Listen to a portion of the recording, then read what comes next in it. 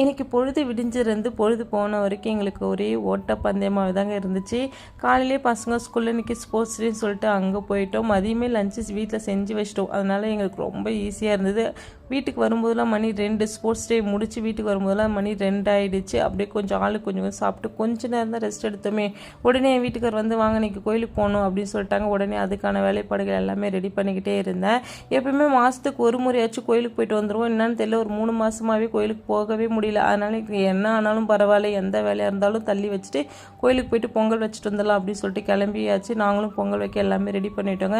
என்னன்னே தெரியல, இன்றைக்கி ஒரே ஆச்சரியமாயிடுச்சு. எப்பவுமே பொங்கல் வச்சுட்டு பாதியிலே வந்து பார்த்திங்கன்னா ஒரே பொக்க மூட்டமாகிடும். ஆனால் இன்றைக்கி நான் பொங்கல் வச்சு ஆரம்பிச்சிலேருந்து முடிக்கிற வரைக்குமே அடுப்பு நல்லா தகன்னு சூப்பராக எரிஞ்சிட்டே இருந்தது. சாமி தரிசனம் சூப்பராக இருந்தது. இன்றைக்கி எல்லாமே பாசிட்டிவ் வைபாகவே இருந்தது. அடுத்த மாதம் மாதன்றதுனால திருவிழாக்கான ஏற்பாடுகள் எல்லாமே சூப்பராக நடந்துகிட்டே இருந்தது.